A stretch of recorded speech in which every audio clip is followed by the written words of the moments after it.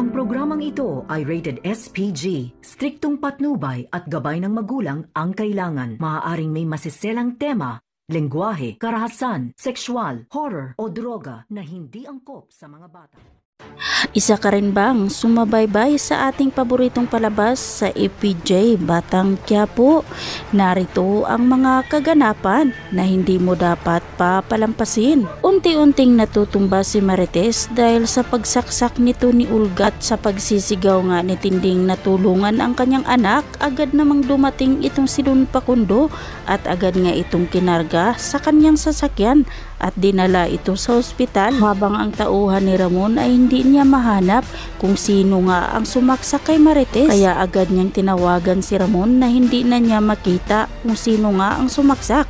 Pero nag-alala si Ramon, kaya agad ngang sinabi ng kanyang tauhan na wag daw mag-alala ito dahil babalikan nga itong si Marites kung ano ang sitwasyon niya ngayon. At habang si Olga dali-dali nga itong tumakbo papalayo at pasimple nga na tinanggal niya ang kanyang mga maskara at tinapon ito sa gilid, kaya hindi na mahahalata na siya ang sumaksak kay Marites. Habang si Tinding naman ay nag-alala ng husto sa kalagayan ng kanyang anak dahil nga ay wala pang balita at hindi pa rin lumabas ang doktor na nag-opera kay Marites. Pero nandyan naman si Senyor Facundo at palaging pinapalakas ang loob ni Tinding, kaya nakangiti na lang ito si Tinding kahit nag-alala ito sa kanyang anak. At di naman nagtagal, lumabas na ang doktor, kaya agad nga itong tinanong ni Tinding kung kumusta na raw ang kanyang anak. Agad namang sinabi ng doktor na wag daw mag-alala. Successful naman daw ang pag-opera kay Marites at pwede na nga daw ito ilipat ng kwarto. Kaya naman natuwa si Tinding sa binalita ng doktor at dito na nga nagpapasalamat siya ng husto kay Don Facundo dahil kapag wala si Don Facundo ay hindi maililigtas ang kanyang anak na si Marites. Sobra-sobra ang pasasalamat ni Tinding sa kanyang amo na si Don Facundo. Sa kabilang banda, nag-i-enjoy ng husto ang mga kaibigan ni Tanggol na para ba itong mga bata, kaya hinayaan na lang muna nila Supremo at Amanda na mag-enjoy ang mga kaibigan ni Tanggol.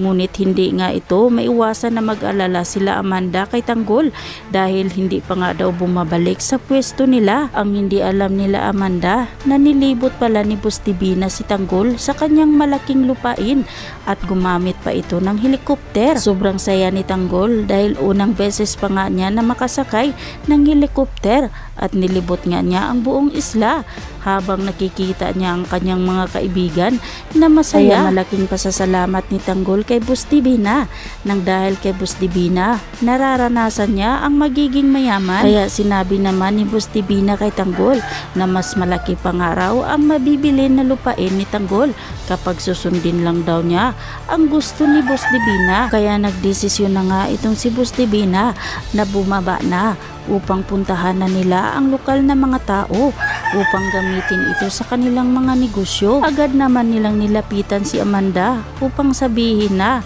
umpisahan na daw nila ang paghanap ng mga tao upang magamit ito sa kanilang negosyo. Kaya agad na nga silang umalis sila Boss Divina at kasama nga ang kagrupo nila Tanggol na sila Amanda at Supremo at pupunta na nga sila sa bundok upang maghanap ng mga tao at nakasakay na nga sila ng sasakyan gamit ang sasakyan na pangbundok. Ngunit masyado nang matirik ang bundok kaya nagdesisyon sila Boss Divina na bumaba at maglakad ito patungong bundok. At habang naglalakad nga sila Tanggol sa gubat, nasalubong naman nila ang isang manggugubat at kinausap ito ni Boss Divina, kaya sinamahan sila Boss Divina upang maharap ito sa kanyang leader. At nang makausap na nga nila Boss Divina ang leader sa gubat, iginiit nga ito na hindi sila aalis sa lupang sinilangan nila at dito na nga sila lumaki. Nagalit ito at hindi nakikinig kay Boss Divina, pero iginiit ni Tanggol na meron nga daw silang trabahong ibibigay sa kanila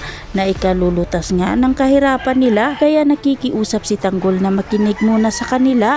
Makukumbinsi kaya ni Tanggol ang mga taong manggugubat. Kaya naman mga kaibigan, aabangan na lang natin ang mga susunod pang mga kaganapan dito lang sa ating paboritong palabas sa FPJ Batang Quiapo. At wag po sana ninyong kalimutan na i-like, i-share at pahingin na rin ng isang subscribe. Maraming salamat sa inyong panunood.